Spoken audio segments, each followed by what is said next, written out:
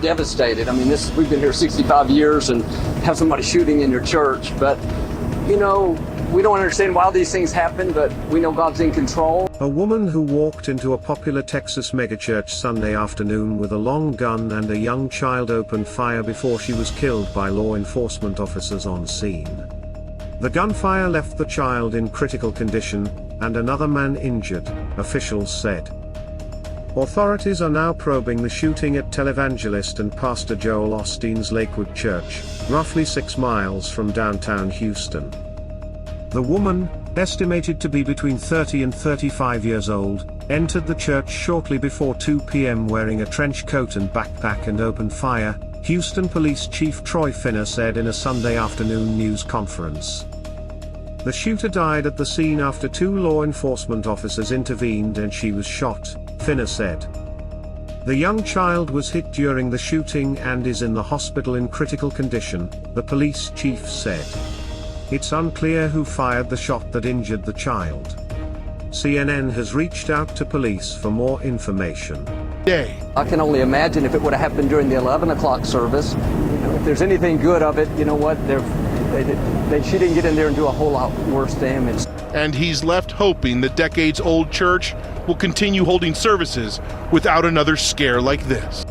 Police have not shared details about a possible motive in the shooting or said what the woman's relationship to the child who accompanied her is. The injured man was shot in the leg and sought treatment at a hospital, Finner said. The gunfire unfolded while the church was in between services and preparing to go into a Spanish service, Osteen said in Sunday's news conference. I can only imagine if it would have happened during the 11 o'clock service, he said. Video from a church feed shows a host making announcements in Spanish, interrupted by the sound of gunshots and screams. The shooting is just the latest instance of gun violence disrupting American life at places once considered safe. This one was at a place of worship.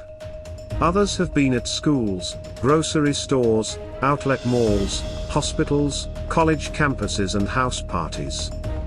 2 off-duty law enforcement officers confronted the shooter. The woman entered the church accompanied by a child who Finner estimated to be between 4 to 5 years old. Once she entered, at some point she began to fire, the chief said. 2 off-duty officers were present, a 28-year-old Houston Police Department officer and a 38-year-old agent with the Texas Alcoholic Beverage Commission, both with less than 5 years of service. The 2 officers engaged the shooter and she was struck, the police chief said.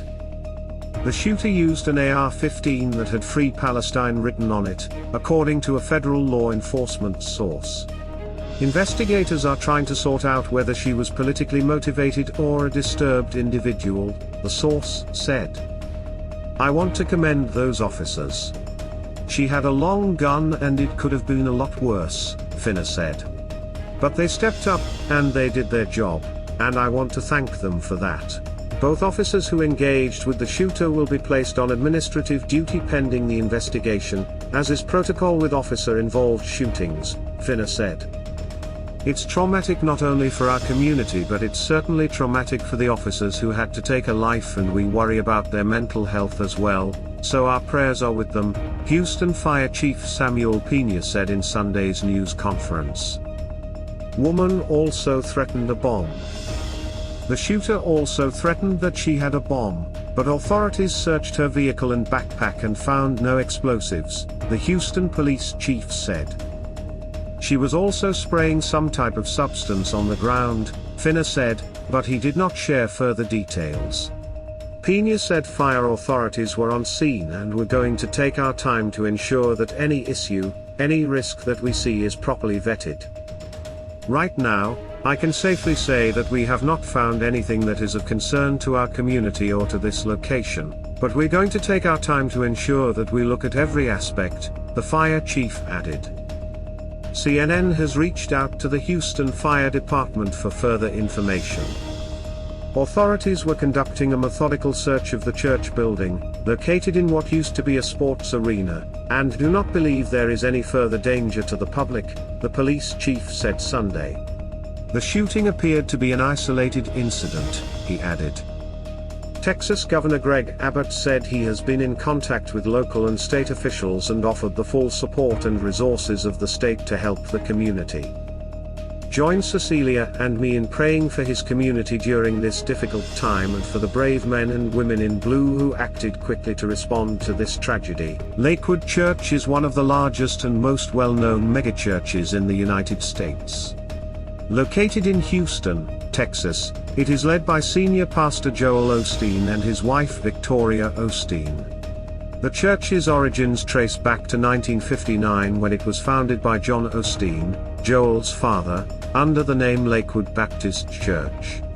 In 1979, after rapid growth, the church moved to its current location, the former home of the Houston Rockets NBA team. Under Joel Osteen's leadership since 1999, Lakewood Church has seen tremendous expansion, both in physical infrastructure and global outreach.